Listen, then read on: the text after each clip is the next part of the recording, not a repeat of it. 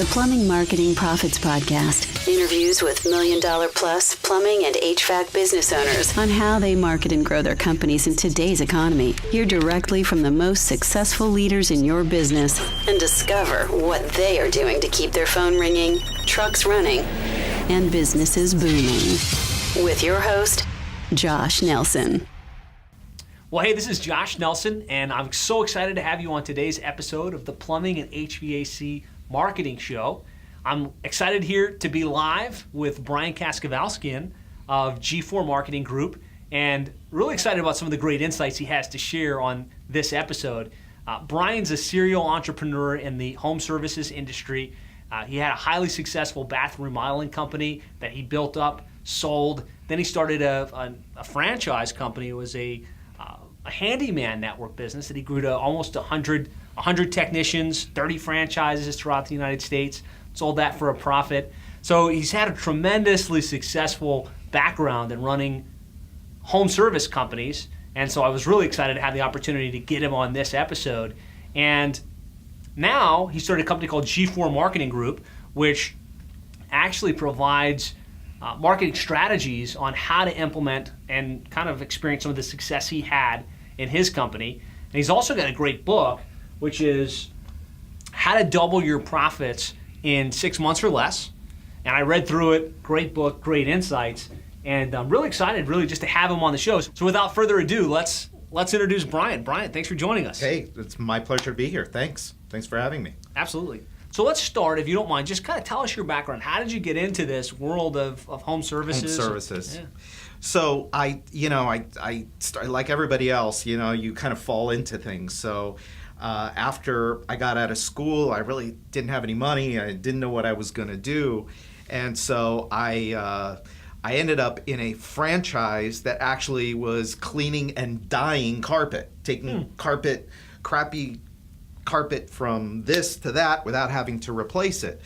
And got into that, was out there cleaning carpets. You were literally dyeing the dirty carpet instead of taking it out? You clean it. Yeah, you would clean it. It's a great concept. I don't know if they still do it anymore. We're talking 20 years ago. But yeah, we would go in, mostly with apartments.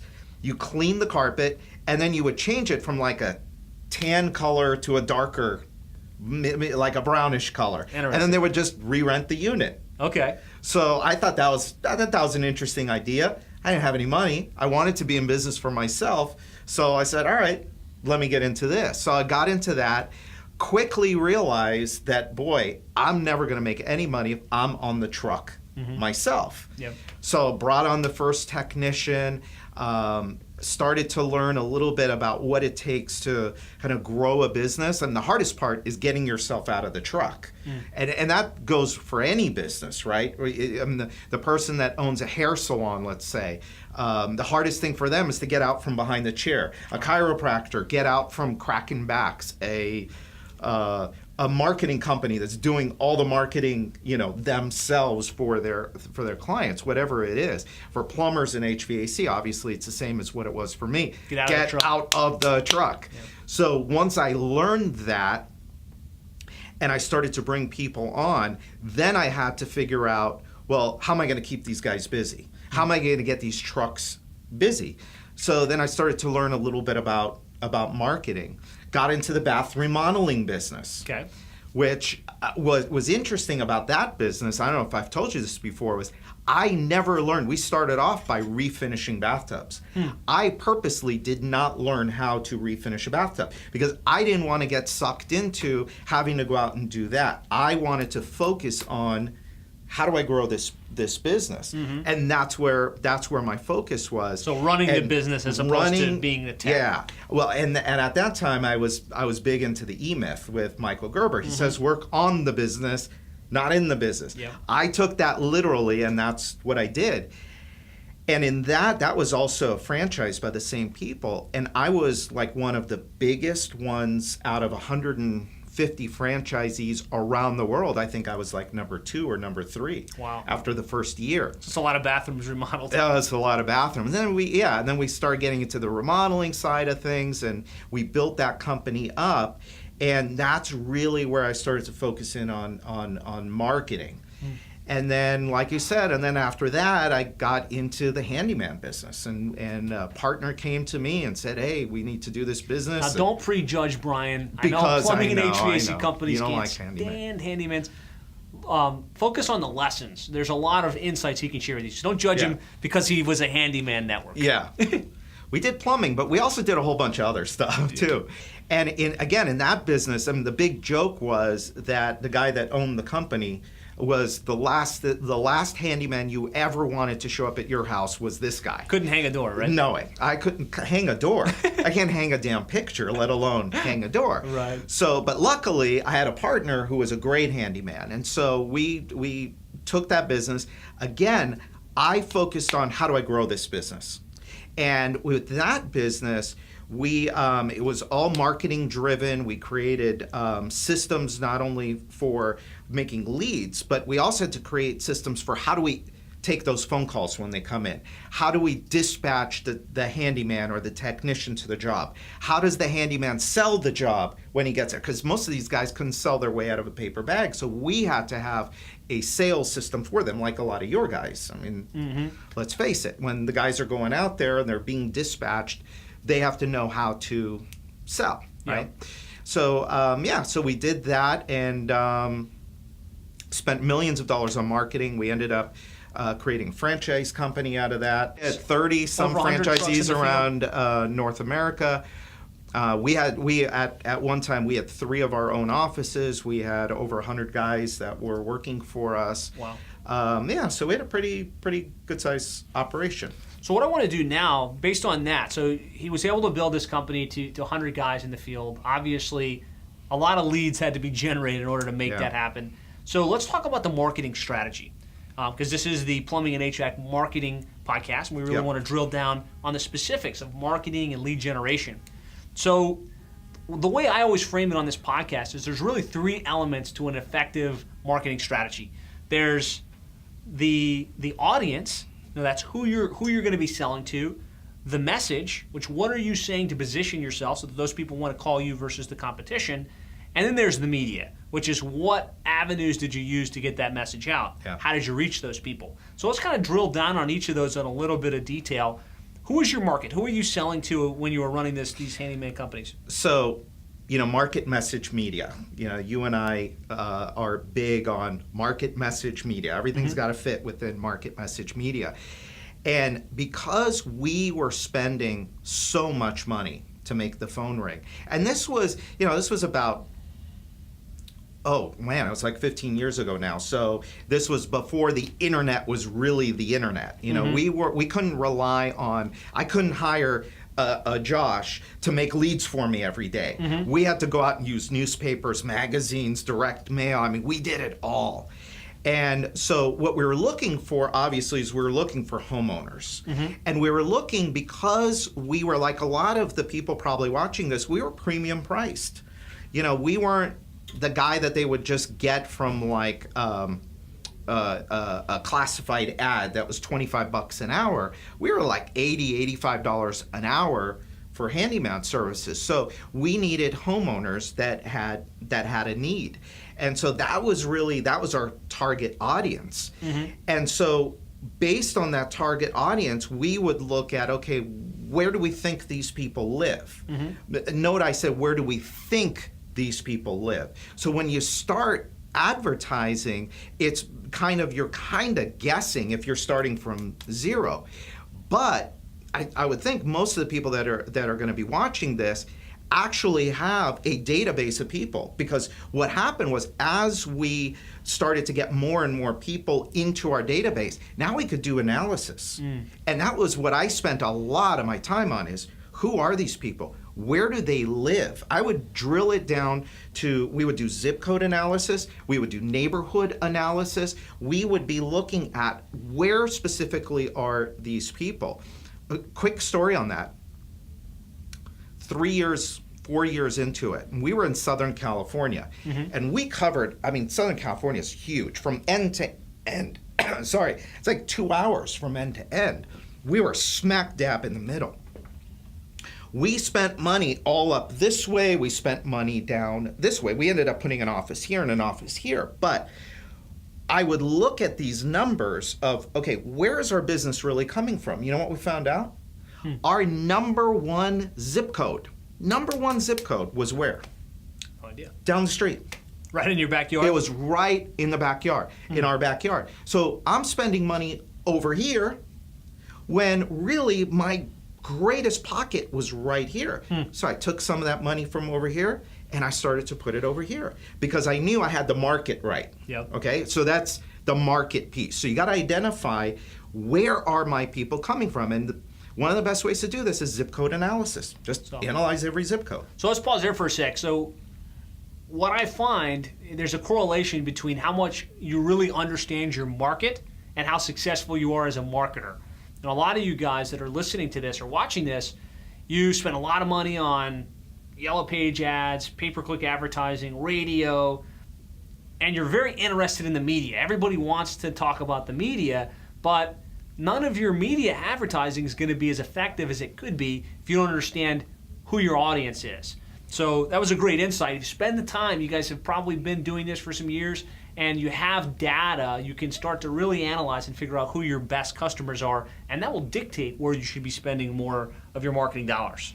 What's interesting now is, aside from all of the demographic information that you could get on zip code analysis from other sources, including the media. So what kind of sources would they use if they want to find out this information? Well, look, I mean, if you're using Valpak has tons of information broken down by zip code. That was one of the main ones we would use. They'd give us these spreadsheets on every single zip code, all of the demographics, average income, percent of homeowners, how likely they were to buy home improvements. I mean, they have a ton of data, just Valpak does.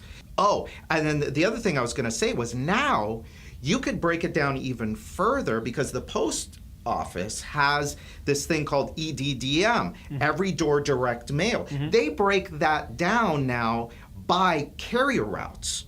So you could even take your that information, now you could even lay it over. I used to lay it over onto a map just to get push pins and see, what neighborhoods am I in. Well, now you can even break that down by carrier route, and you can actually deliver direct mail, targeted direct mail, based on carrier routes. So knowing who your people are and where they live, where they're coming from, where your phone calls, where your money is coming from, is a critical piece. And this is something, I mean, I just in the last couple of months, I've helped 2 clients that spend an ungodly amount on direct mail and are getting lousy results. And the first thing I ask them is, well, show me a zip code report.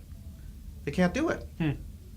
So that's like I said to them, well, the first thing we need to do is we need to see a zip code report. Because I'll tell you, we could probably cut out, because both of these guys do the whole, well, one guy does every single Valpak there is in his market. And he's in a huge market, every single envelope. I said, dude, you could probably cut 60, 70% of that out, because 100% of these people, these areas are not responding. So that's market. We could talk about that all day. But once we kind of understand that, now it's time to play with the message. And what's the message? The message is going to come down to a couple of things. One is, what's the headline that's calling people out? And what's the offer that you're making for them to call today? You got to have a call now. You got to have a good reason why people should call you today rather than tomorrow or next week or not at all. Right? And so that's what we messed with, was what was the right headline. We would test this headline against that headline, this offer against that offer. Right now with internet marketing, I mean, you guys, that's what you do all day, right? Is you're figuring out what keywords can I use, which is very much the same methodology. When somebody comes to a landing page, when you're doing pay-per-click, it's, okay, does this message get us more form submissions and phone calls, or does this message, this headline, get us more? That's the same thing. And then the last piece of it, media. There's a ton of media out there. So obviously there is the internet, which for plumbing and HVAC, you gotta be on the internet. You've gotta have a strong presence on the internet. And you've got to do it smart. You've got to do it the right way. But when you go, and you've got to treat it just like you would treat every other media. So people sometimes think that the internet is somehow different from a newspaper or from a magazine. No, it's just, you just have a lot more You can go much deeper. You can get instant analysis, whereas like with the newspaper, you can't necessarily get instant analysis. But I say to people all the time, you've got to look at everything. Everything works as far as media goes. I can point to companies all around the country that are making solo direct mail work, EDDM work, TV work, radio work. But you have to do newspapers even, Yellow Pages, right? If you're not using Yellow Pages today, you're missing out. Right? Because people are still going and using that media. So you have to look and see, well, is there a cost-effective way for me to utilize this media? And you have to be able to test it, right? And so with media, you've got to look at what the audience is of that media. Where does it go? You know, some of the things that you want to look at with media is who are the other advertisers that are there? So let's say if you're using a local community newspaper, let's say. We used to have one in our town where, and it's still there today. We would look at the newspaper and see, okay, how many people are actually advertising this thing versus editorial? So if you've got, this thing was like 70% ads, 30% editorial.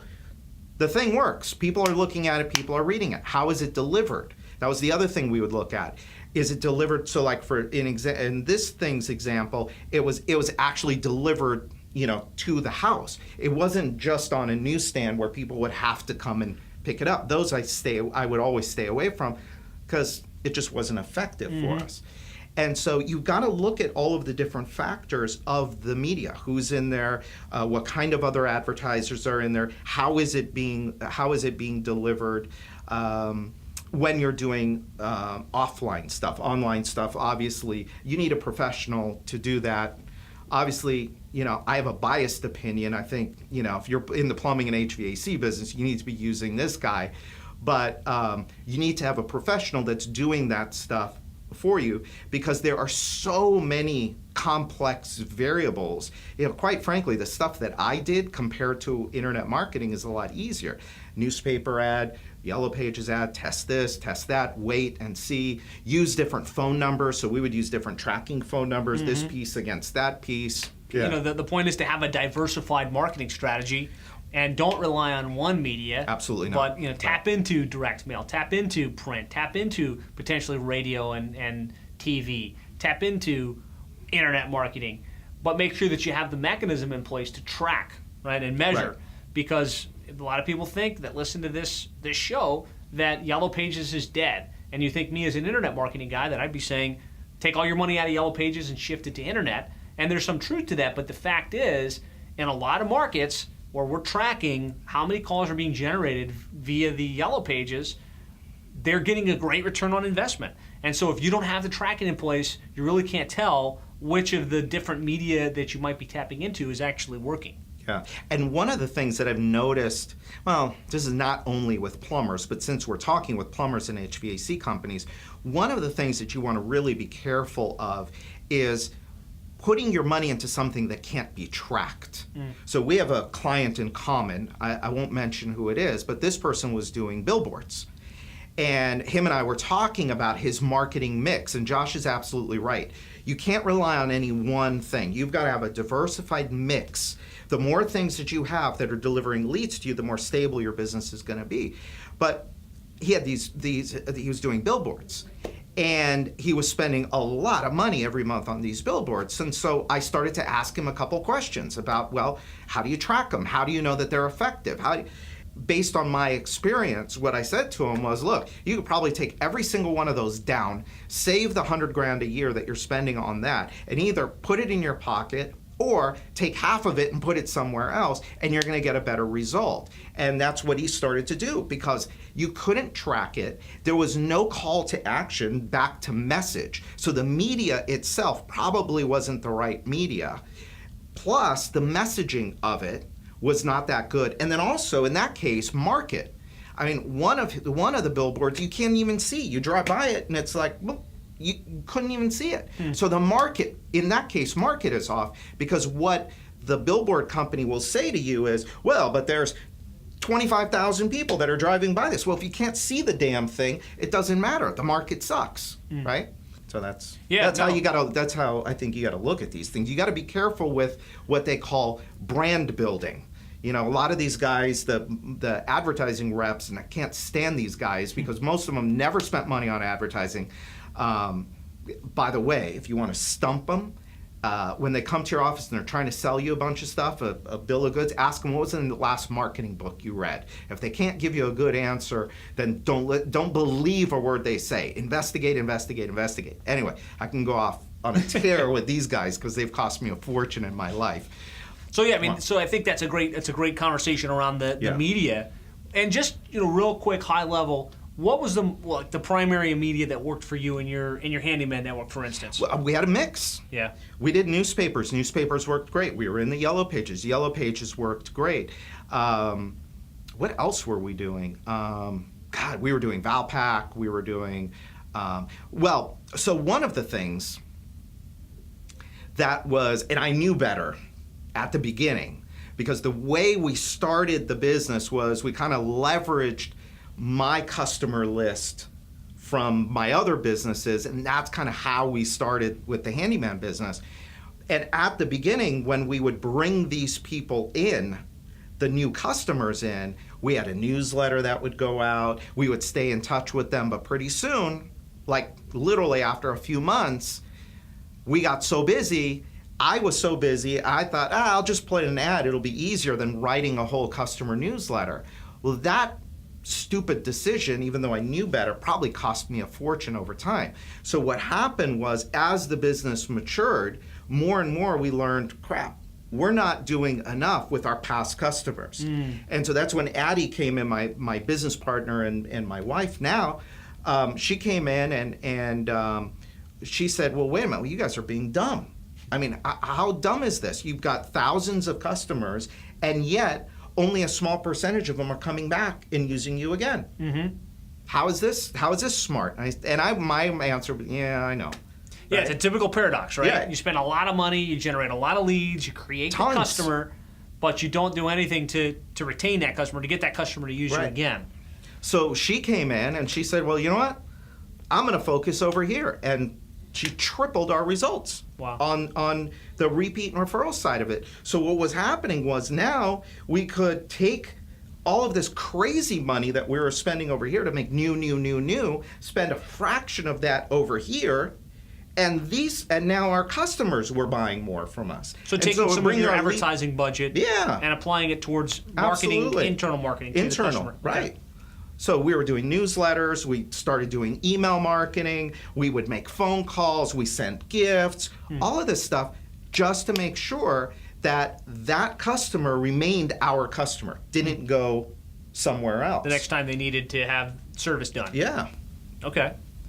I mean, if people aren't, especially in the plumbing, that's why I love the plumbing and HVAC business, is because it's all about acquiring that customer. And once you get that customer, man, you got to do everything you can to get that customer to keep coming back, refer you to other people, and they will if you do it right. Right. Yeah. So, I mean, that should be a big piece of the marketing puzzle, especially in the plumbing and HVAC field. Yeah. Because it's really the lifeblood of your company. Absolutely. And having a strategy to get those customers to use you again, not only does it make all of your marketing more profitable, but it makes your company more sellable. Well, and that goes back to, if you look at the bath remodeling business that I had, I sold that and I made a very, very good profit on that. And one of the reasons I was able to sell that business was because I could demonstrate to the buyer that, hey, look at the relationships that we have, because we were doing hotel work, and look at the relationships that we have. Mm-hmm. They keep coming back. Right. Every year, there's going to be a certain amount of business that keeps coming back. I have a client right now that's in the remodeling business.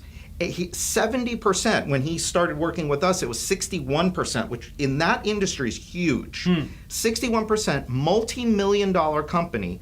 Now, today, 5 years later, 70% of his business is repeat and referral. Wow. 70%. So he wakes up January 1, and he knows, if I don't do anything else this year except focus on my past customers, I'm going to do X million dollars this year in business. Wonderful.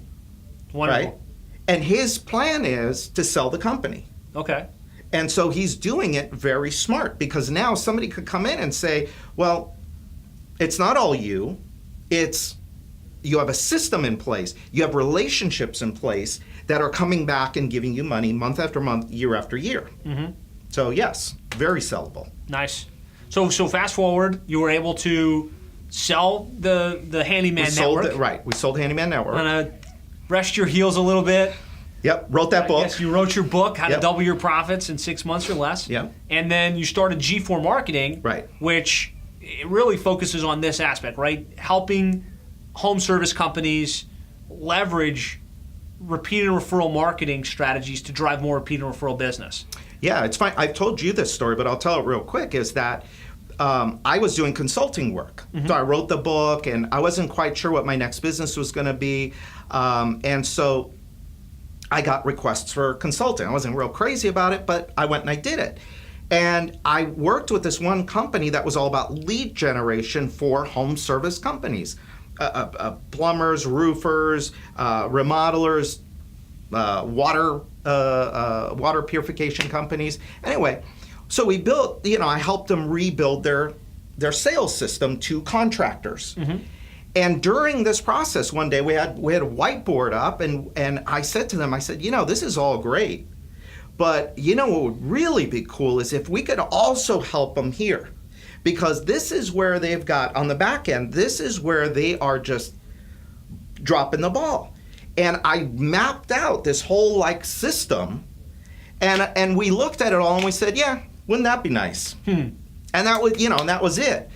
And then a couple months later, we kind of, we looked at it as an opportunity to help contractors really grow their business. And so since 2009, that's what we've done. We took that whiteboard, put it on steroids, figured out all of the pieces of it, and basically we do it for companies around the country, including, plumbers. Yeah. And it's, you take a little piece of your marketing budget and you put it towards past customers. Now, a lot of people should be taking not a little piece, but a much bigger piece, but that's a whole nother conversation. But just take a little piece and put it towards the back end. And that stuff works. Yeah. As long as you do good work. Yeah. And now, 2016, things are different than they were just 5 years ago. 5 years ago, we would talk about testimonials. We would talk, reviews weren't even a big thing back then. We would talk about the customer experience, how important that was for referrals, how important it was to take those testimonials, make happy people. So you can take the testimonials, put them on your website, use them in your sales process, blah, blah, blah. Well, now, it's not even a maybe thing that you can get away with not doing. Now, if you're not getting reviews online, you're dead. You're going to get clobbered. Yeah. Because a company that is 2 years old, that's got 30 Google reviews, 4.7 on Google, and you've been in business for 25 years and have 3 Google reviews, they're going to eat your lunch. Yeah. Because people are going to look at that and they're going to say, well, that company is a little bit better. So now, not only do you have to stay in touch with that customer, but now you've really got to work on delivering an experience that's so great that they're going to want to go online and give you a review. Yep. But what you want to do is not end it there. A lot of companies are just like, well, I want to get the review. That's great. But now you've done all of this work to get the review. Why not put in just a little bit more effort and get them to come back and give you more money and go tell other people about you? Yeah. So that's really that's the strategy, is let's take that now and let's use that to go build our business, to go make more money, to get better quality leads, to make more sales, to make more profit. Yep. Absolutely. And so you've applied this to the plumbing and HVAC Yeah, world. absolutely. Do you have any examples of how this has worked for other plumbing companies or HVAC companies like those listening and watching? Part of what we do is we say thank you. After the job is done, a lot of you do thank yous, which is great. But with our system, we have a little bit of experience behind it, and we do it for our clients. It's all kind of automated. They give us a list and we send it out. Well, we get a ton of response back from thank yous. We have a device in the thank you card that gets people to come back. And the thing is again, with plumbers, the big thing with plumbers is you have to understand, and this is another conversation that could take hours, but I'll just say this to you. You have to understand what your lifetime profit value is for each and every customer. I talk about it in my book as one of the foundational elements. You have to know how much that one customer that you get today could spend with you over their lifetime. Mm-hmm. A lot of companies look at it as, well, my average job is $400, so they're going to spend $400. Well, okay, but how many times do they need you in an average year? Mm-hmm. How many years can you keep them as a customer? So now you just took a $400 value person and you turned them into $3,000 value person, right? And so now you got to say, okay, well, it's not a $400 person anymore. Now it's a $3,000 person. What do I do different? And so we've helped our clients with understanding this idea. So you look at, okay, if we can get somebody, if somebody is gonna, if you were to do nothing, let's say, which a lot of companies do, they do nothing. They send out a thank you card and that's it. And this person comes back maybe next year. You get lucky and they see you somewhere else. They have another need. They come back next year. They spend another $400. Now their value is $800, right? Let's say you get really lucky and 2 years later they come back again. So in the span of 4 years, they came back 3 times and spent $2,400 or whatever, $1,200. Well, your goal has to be, after that first time, how do I get them to come right back? How do I get them to come back within 60 to 90 days? Because if I can get them to come back in 60 to 90 days, the chances of them forgetting about me are less. Sure. Right? So if I can get them to come back, so that's one of the things we focus on. Is how do we get them to come back right away? Then we focus on, okay, we want to stay in touch with them month after month, year after year, so we're top of mind. So if we can take that from 3 times to even 4 times, what did we just do? We just grew the business by 25% if we can do that with every single, without doing anything else except focusing on the idea of let's get them to come back. Mm-hmm. Let's say that we can, instead of waiting for them to come back in a year, let's say that we can get them to come back a second time this year and then still come back next year and then get them to come right back again. We just doubled the value of this one particular customer. So we look at these types of things and figure out, how do we get them to do this? And it's, it's appreciation, it's getting their feedback, it's staying in touch and keeping in touch with them using email, but also using direct mail. You've got to be in their mailboxes today. Real stamps, real paper, real ink in the real mailbox. Because they got to look at that stack of mail. Yeah. We're good at email marketing. You guys are really good at email marketing. We get 30% open rate. Yeah. So 3 out of 10 people are opening the emails, and we're getting results from that.